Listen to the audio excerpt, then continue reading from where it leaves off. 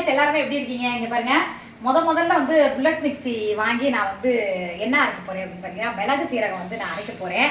இதில் எந்த blade use பண்ணுறதுன்னு தெரியல. சரி, இந்த பிளேடு 4 பிளேடா 4 இல்லை 6 இது வச்சது வந்து நான் அரைக்கிறதுக்காக வச்சுருக்கேன்.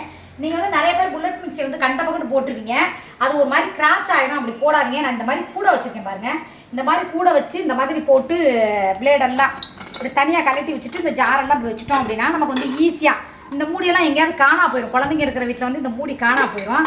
அதனால் இதுக்குள்ளே போட்டு இது பாருங்கள் ஜூஸு. இப்போ மாதுளம்பழம் வந்து வாங்கிட்டு வந்து ஜூஸ் போட போகிறேன். அதனால் ஜூஸ் போட்டுட்டு நான் எப்படி இருக்குது அப்படிங்கிறத காமிக்கிறேன். ஓகேவா? எப்படி அழகாக வச்சுருக்கேன்னா சரி, ரைட், ஓகே. இப்போ வந்து நான் என்ன பண்ண போகிறேன் அப்படின்னா, மிளகு சீரகம் வந்து அரைக்கிறேன். எப்படி அரைக்கிறதுன்னு எனக்கு தெரியாது, பட் வந்து கொஞ்சம் பயமாக தான் இருக்குது.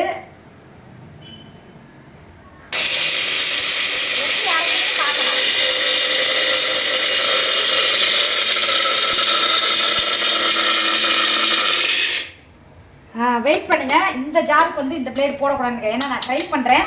அதனால இப்போ வந்து வேறு பிளேடு போட்டு பார்ப்போம். ஏன்னா இது குறைக்குறனே அரைக்குது, அப்படி அரைக்கக்கூடாது. அதனால் வேறு பிளேடு 4 இது வச்ச பிளேடு இருந்தால் இந்த பிளேடு போட்டு ட்ரை பண்ணலாம். ஏன்னா ஃபஸ்ட் டைம் நான் யூஸ் பண்ணுறதுனால எனக்கு சரியாக தெரியல. அதுக்கப்புறம் வந்து நம்ம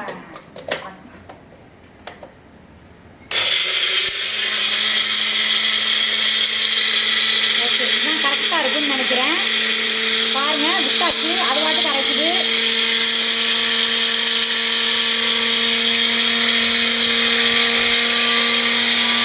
பெப்பர் எப்போவுமே எங்கள் வீட்டில் எனி டைம் இருக்கும். ஏன் அப்படின்னா, தம்பி ஆம்லெட் ஆஃப் ஆகி போடுற மாதிரி இருந்துச்சுன்னா டக்குன்னு எடுத்து போட்டுக்குவாங்க.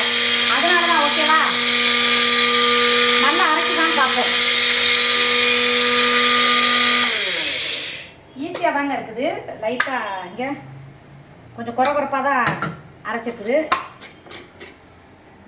இந்தங்க நல்லா சூப்பராகவே அரைச்சிருக்கு பாருங்கள். இந்த பாருங்கள், ரசத்துக்குலாம் இந்த மாதிரி குறப்பாக இருந்துச்சுன்னா இன்னும் சூப்பராக இருக்கும். அதே மாதிரி பெப்பர் பொடியாக அரைச்சி முட்டைக்கு போட்டாலும் சூப்பராக இருக்கும். நல்லாவே சூப்பராகவே அரைக்குது.